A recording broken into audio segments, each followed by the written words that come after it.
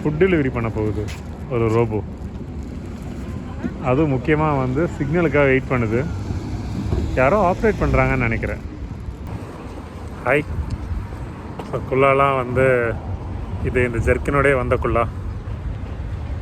So இப்போது நான் வந்து என்னுடைய 2வது நாளில் நியூயார்க்லேயே சுற்றிட்டே இருந்தேன். புரூக்லின் பிரிட்ஜ் போயிருந்தேன். அதுக்கப்புறம் வேறு எங்கேயாவது போகலான்னு தேடிட்டு இருக்கும்போது தான் ஸ்டாச்சு ஆஃப் லிபர்ட்டி பார்த்தேன். ஸோ ஆக்சுவலாக ஸ்டாச்சு ஆஃப் லிபர்ட்டி வந்து எனக்கு தெரிஞ்ச நியூ ஜெர்சி அப்படிங்கிற பக்கத்து ஸ்டேட்டில் இருக்குதுன்னு நினைக்கிறேன். இட்ஸ் ஜஸ்ட் லைக் ஒரு ட்ரெயினோ ஒரு பஸ்ஸோ எடுத்தால் ஒரு ½ அன் ஹவரில் வந்துடலாம். பட் ஸ்டில் அது பக்கத்து ஸ்டேட்டுன்னே சொல்கிறாங்க. ஸோ அதனால் நான் வந்து நியூயார்க்லேருந்து நியூ ஜெர்சி வர்றதுக்கு தனியாக ஒரு டிக்கெட் எடுக்க வேண்டியதாக இருந்துச்சு. சரி, இந்த டிரான்ஸ்போர்ட் கார்டை வச்சு ஃபுல்லாக யூஸ் பண்ணிடலாம்னு நினச்சா, பட் எக்ஸ்ட்ரா பே பண்ண வச்சுட்டாங்க. பட் என்ன பண்ணுறாங்க அப்படின்னு நான் நினைக்கிறேன் அப்படின்னா, எனக்கு தெரிஞ்சு நியூ ஜெர்சியோடைய க்ரௌடு வந்து இன்னும் ரொம்ப பயங்கரமாக ஃபில்டர்டாக, மோஸ்ட்லி நிறைய ஒர்க்கர்ஸ், நிறைய செட்டில்மெண்ட்ஸ் இருக்கிற பீப்புள், ஒரு ரிஃபைண்டான ஒரு க்ரௌடை வச்சுருக்காங்கன்னு கூட சொல்லலான்னு நினைக்கிறேன் நியூ ஜெர்சியை பொறுத்த வரைக்கும். என் ஃப்ரெண்டு கூட சொல்லியிருந்தாங்க, நியூயார்க்கை விட நியூ ஜெர்சியில் நிறைய இந்தியர்கள், அதுவும் குறிப்பாக தமிழர்கள் நிறைய பேர் இருப்பாங்க அப்படின்னு சொல்லியிருந்தாங்க. ஸோ நான் ஒரு பஸ் எடுத்து நியூ ஜெர்சி வந்தேன். ஒரு $5 ஆச்சுன்னு நினைக்கிறேன். ஸோ இங்கேருந்து ஸ்டாச்சு ஆஃப் லிபர்ட்டியை பார்க்கலாம். இங்கே எம்டி மெமோரியல் அப்படின்னு ஒரு இடம் இருக்குது. எம்டி மெமோரியல்னு தான் நினைக்கிறேன். ஸோ அதுக்கு அங்கேருந்து வந்து ஒரு பஸ் எடுத்து பஸ்ஸிலேருந்து இறங்கி ஒரு ½ அன் ஹவர் வாக் நடந்தேன் அப்படின்னா அந்த பிளேஸுக்கு போகலான்னு நினைக்கிறேன். இங்கே இன்னொன்று நான் பண்ணுறேன் என்ன அப்படின்னா, இங்கே வந்து ஒரு ஃப்ரீ டான்ஸ் ஒர்க் ஷாப் பண்ணுறாங்க. ஸோ இது எப்படி கண்டுபிடிச்சேன் அப்படின்னா, eventbrite.com அப்படின்னு ஒன்று இருக்குது, ஆல் ஈவெண்ட்ஸ்னு ஒன்று இருக்குது, அப்புறம் ஃபேஸ்புக் ஈவெண்ட்ஸ். ஸோ இந்த 3 இடத்துலையும் என்னென்ன ஈவெண்ட்ஸ்லாம் நடக்குது, நம்ம எதுலலாம் இன்வால்வ் ஆகலாம் அப்படிங்கிறது எல்லாத்தையும் நம்மளால் கொஞ்சம் பிளான் பண்ணிக்க முடியும். ஸோ நான் இந்த eventbrite.comல போய் ஏதாவது ஃப்ரீ ஒர்க் ஷாப்ஸ் ஏதாவது இருக்கா அப்படின்னு தேடும்போது நியூ ஜெர்சிலேயே இன்னொரு ஃப்ரீ ஒர்க் ஷாப்பும் இருந்துச்சு. சரி, அப்படியே வந்து 2யுமே கிளப் பண்ணிடலாம். சாயங்காலம் அப்படியே வந்து ஸ்டாச்சு ஆஃப் லிபர்ட்டி பக்கத்தில் போய் பார்த்துட்டு, ஏன்னா ஸ்டாச்சு ஆஃப் லிபர்ட்டி போகிறதுக்கு ஏதோ ப்ராசஸ் இருக்குதுன்னு நினைக்கிறேன். ஏதோ ஒரு டூர்ஸ்லாம் புக் பண்ணணும். ஸோ அதை நான் ஸ்பெண்ட் பண்ண விரும்பலை. ஸோ பக்கத்துலேயே வந்து ஏதாவது பார்த்துட்டு 2வது நாளை இனிதே நிறைவு பண்ணிடலாம் அப்படின்னு நியூ ஜெர்சி பக்கத்தில் சுற்றிட்டு, ஏன்னா நேற்று ஃபுல்லாக ஓரளவுக்கு நியூயார்க் சுற்றி பார்த்தேன். எனக்கு ஓரளவுக்கு நியூயார்க் புரிஞ்சிருச்சுன்னு நம்புகிறேன். ஸோ அந்த ஊர் எப்படி இருக்குது எனக்கு தெரிஞ்சு பார்த்தீங்க அப்படின்னா, நியூயார்க்கை பொறுத்த வரைக்கும் மேன்ஹாட்டன் ஒரு இடம் இருக்குது. லைக் ஃபார் எக்ஸாம்பிள், இப்போ வந்து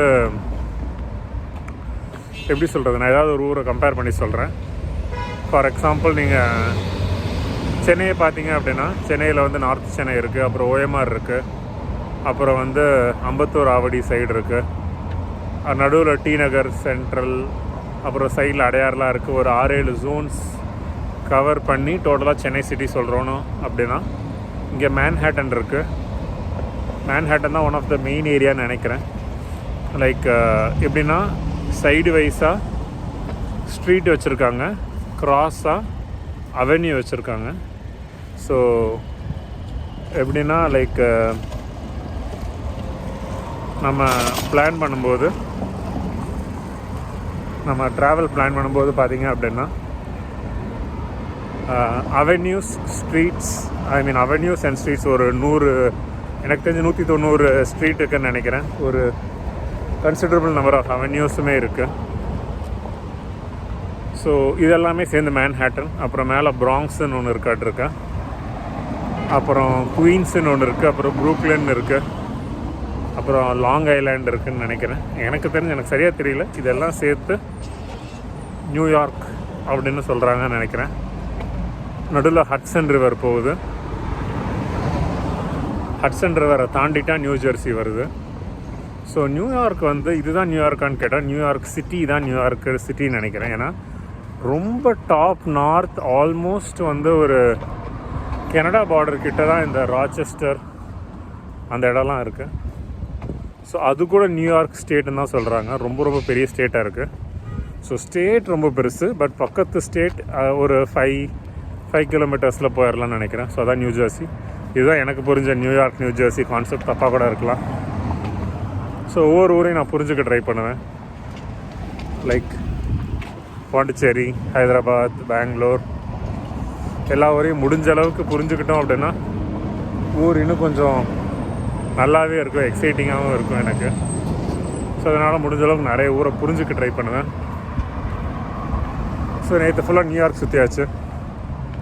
இன்றைக்கி ஓரளவுக்கு நியூயார்க்கும் கொஞ்சம் நியூ ஜெர்சியும் சுற்றியிருக்கேன். நாளைக்கு என்ன பிளான்னு தெரியல. மேபி ஏதாவது ஒரு மேப்பில் ஏதாவது ஒரு இடம் பார்த்து சுற்றி பார்க்கலாம். நாளைக்கு வந்து வெள்ளிக்கிழமை.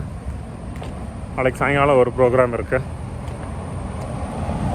ஸோ இதுதான் என்னுடைய New York and new Jersey days times. மோஸ்ட்டாக நான் வந்து இன்றைக்கி நியூ ஜெர்சி வெளியில் வர்றதுனால இன்னும் நான் போகாத பார்ட் ஆஃப் நியூயார்க்குள்ளே சுற்றுவேன்னு நினைக்கிறேன். ஸோ பஸ்ஸஸ், ட்ரெயின்ஸ் முடிஞ்ச அளவுக்கு எடுத்துகிட்டு சுற்றி பார்க்கலான்னு இருக்கேன். போவோம். எம்டி மெமோரியல் கிட்டே நான் போய்கிட்டு இருக்கேன்னு நினைக்கிறேன். அங்கே போய் என்ன இருக்குதுன்னு பார்க்கலாம். நான் நம்ம ஊரில் தான் இந்த மாதிரி வந்து கேபிள்ஸ், ஒயர்ஸ்லாம் போகும். ஃபாரினில், யூஎஸ்லலாம் இருக்காதுன்னு நினச்சேன். பட் இந்த ஊர்லேயும் அப்படி தான் இருக்குது. இது பார்த்திங்கன்னா இது ஆக்சுவலாக ஒரு மரம். ஸோ ஒரு மரத்தை தான் வந்து அப்படி ரெடி பண்ணி வச்சுருக்காங்க. ஒரு காட்டு மரத்தை அப்படியே வெட்டி. ஆக்சுவலாக நியூ ஜெர்சி நல்லாயிருக்கு.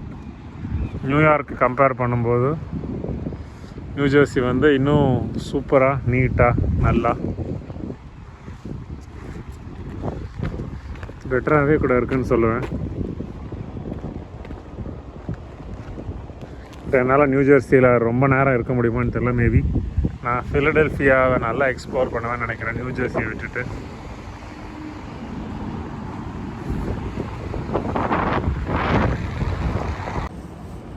ஸோ நான் இங்கே வந்து ஒரு egg and cheese burger order பண்ணியிருக்கேன். ஸோ நியூ ஜெர்சியில் வந்து நியூயார்க் மாதிரி அவ்வளோக்கா கடைகள் கிடையாது. ஒரு இவ்வளோ தூரம் நான் நடந்து வந்ததில் மேபி ஒரு 1.5 கிலோமீட்டர் 2 கிலோமீட்டர் நடந்து வந்திருப்பேன். இப்போ தான் ஃபஸ்ட்டு ஒரு ரோட்டு கடையை பார்க்குறேன். இந்த ஊரில் எதுக்கு ஐஸ் காஃபி விற்கிறாங்கன்னு எனக்கு தெரியல. சரி, ஓகே. ஸோ இமிக்ரேஷனில் வந்து நிறைய விஷயங்கள் கேட்டாங்க. என்னுடைய டோட்டல் சீரியஸில் நான் பெருசாக எக்ஸ்பிளைன் பண்ணது கிடையாது. ஸோ இந்த வீடியோவில் எனக்கு கேட்கப்பட்ட ஒரு 3 கேள்வி நான் சொல்கிறேன். ஸோ இந்த 3 கேள்வி மட்டும்தானா என்கிட்ட கேட்டாங்களான்னு கிடையாது. என்கிட்ட அவர் ஒரு 10 கேள்வி 15 கேள்வி கேட்டார். பட் எனக்கு இப்போ கொஞ்சம் டைம் இருக்குங்கிறதுனால ஒரு 3 கேள்வி மட்டும் நான் உங்கள்கிட்ட சொல்கிறேன். ஃபஸ்ட் ஆஃப் ஆல் வந்து நீங்கள் யூஎஸ் வர்ற சம்மந்தப்பட்ட எந்த வீடியோ பார்த்தாலும் அதில் சொல்லப்படக்கூடிய விஷயங்கள் வந்து நீங்கள் என்ன பர்பஸ்க்காக யூஎஸ் வரீங்க அப்படின்னு ஒன்று. ஸோ இந்த கேள்வி வந்து எனக்கு என்ன சொல்லணும்னு தெரியல. ஃபஸ்ட் ஆஃப் ஆல் வந்து நான் சும்மா சுற்றி பார்க்க வரேன்னு சொல்கிறதா, ஆர் வந்து எனக்கு ஹாலிடே இருக்குது அதுக்காக வர்றேன்னு சொல்கிறதா, ஆர் நான் ஒரு ட்ராவலர் அதுக்காக வரேன்னு சொல்கிறதா, ஆர் ஒரு ஈவெண்ட்டுக்காக வரேன்னு சொல்கிறதா. ஸோ என்ன சொல்கிறதுங்கிறது எனக்கு ரொம்ப பெரிய சேலஞ்சாகவே இருந்துகிட்டே இருந்துச்சு. ஸோ நான் நிறைய ப்ரிப்பேர் பண்ணேன். இதை சொல்லலாம், அதை சொல்லலாம், அதை சொல்லலாம், இதை சொல்லலாம் அப்படின்னு வந்து யோசிச்சுக்கிட்டே இருக்கும்போது ஃபைனலாக ஒரு முடிவு பண்ணேன். சரி, நம்ம இதைத்தான் சொல்ல போகிறோம் அப்படின்னு நான் டிசைட் பண்ணி வச்சுட்டேன். ஸோ என்ன பர்பஸ்க்காக நீங்கள் யூஎஸ் வரீங்க அப்படிங்கிறது ரொம்ப முக்கியம். அந்த கேள்வி என்கிட்ட கேட்டாங்க. ரெண்டாவது வந்து பார்த்தீங்க அப்படின்னா எங்கெங்கெல்லாம் போகிறீங்க அப்படிங்கிற கேள்வி. ஸோ இது என்னங்க எங்கெங்கெல்லாம் போகிறீங்க அப்படிங்கிற கேள்வி அப்படின்னு பார்த்தா, ஸோ நீங்கள் எங்கெல்லாம் போகிறீங்க, எங்கெங்கெல்லாம் பிளான் பண்ணுறீங்க, உங்களுடைய ஸ்கெட்யூல் என்ன, நீங்கள் ரொம்ப நாள் இங்கே தங்கலை, ரொம்ப நாள் இங்கே வேலைக்கு வரல, யார் மூலமாக இங்கே வேலைக்கு வந்து நீங்கள் செட்டில் ஆகிற மாதிரியான ஐடியா உங்களுக்கு கிடையாது. நீங்கள் ஒரு 4 ஊர் சொல்கிறீங்க அப்படின்னா அந்த 4 ஊர் போகிறதுக்கான டிக்கெட் இருக்கா, அந்த 4 ஊரில் தங்குறதுக்கான ஸ்டே இருக்கா. ஸோ அப்படிங்கிறது எல்லாமே வந்து ரொம்ப முக்கியம். ஸோ யூஎஸில் நீங்கள் எங்கெல்லாம் போகிறீங்க அப்படிங்கிறது கண்டிப்பாக வரக்கூடிய 2வது கேள்வியாக இருக்கும். ஸோ முதல் கேள்வி என்ன பர்பஸ், 2வது கேள்வி யூஎஸில் எங்கெல்லாம் போகிறீங்க, 3வது கேள்வி எவ்வளோ நாள் இங்கே இருக்கீங்க அப்படிங்கிற கேள்வி. ஸோ எவ்வளோ நாள் இங்கே இருக்கீங்கிற கேள்வி வந்து மறுபடியும் அவங்க என்ன கன்ஃபார்ம் பண்ண விரும்புகிறாங்க அப்படின்னா, நீங்கள் திரும்பி ஊருக்கு போவீங்களா, உங்களை நம்பி நாங்கள் உள்ளே விடலாமா, உங்களால் எங்களுடைய வேலை வாய்ப்புக்கெல்லாம் எந்த பிரச்சனையும் வராது, நீங்கள் வந்து இங்கே ரொம்ப நாள் அப்படி இங்கே தங்கிட மாட்டீங்க. ஸோ அப்படிங்கிறது எல்லாத்தையுமே அண்டர்ஸ்டாண்ட் பண்ணுறதுக்காக தான் இந்த கான்செப்ட் ஆஃப் கேள்வி வந்து நீங்கள் எவ்வளோ நாள் இங்கே தங்குறீங்க அப்படிங்கிற கேள்வி. ஸோ இந்த 3 கேள்வியுமே வந்து ஓரளவு கொஞ்சம் முக்கியமான கேள்வி. எனக்கு வந்து ஒரு 10-15 கேள்வி கேட்டிருந்தாங்க. அதெல்லாம் அந்த கேள்வியெல்லாம் நான் ஒவ்வொரு கேள்வியாக உங்களுக்கு நான் இன்னும் ஒரு லாங்கான டீட்டெயில்டான வீடியோவில் சொல்கிறேன். பட் ஆஸ் ஆஃப் நோ எனக்கு கொஞ்சம் டைம் இருந்துச்சு, கொஞ்சம் இன்ஃபர்மேஷன் ஷேர் பண்ணலான்னு நினச்சேன், ஷேர் பண்ணிட்டேன். ஸோ இன்னும் நிறைய டேட்டா வந்து நான் கொடுத்துக்கிட்டே இருக்கேன். ஸோ நியூ ஜெர்சி எப்படி இருக்குன்னு பார்ப்போம். என் முன்னாடி ஒரு ரோபோ மூவ் ஆகுது பாருங்களேன். கீழே அந்த வெள்ளை கலரில் இருக்கிறது ரோபோ ரோடு கிராஸ் பண்ணுது. எதுக்கு கிராஸ் பண்ணுதுன்னு தெரியல. ரோடு கிராஸ் பண்ண வெயிட் பண்ணுது.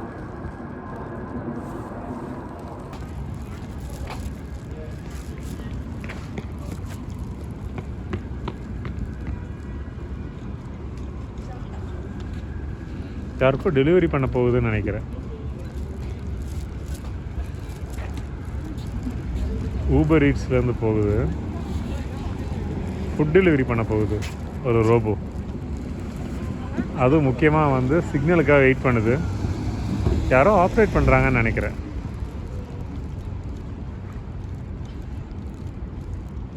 ப்ராப்பராக ஒரு செட்டப்பு. அது பாட்டுக்கு ஃபுட் டெலிவரி பண்ண போகுது.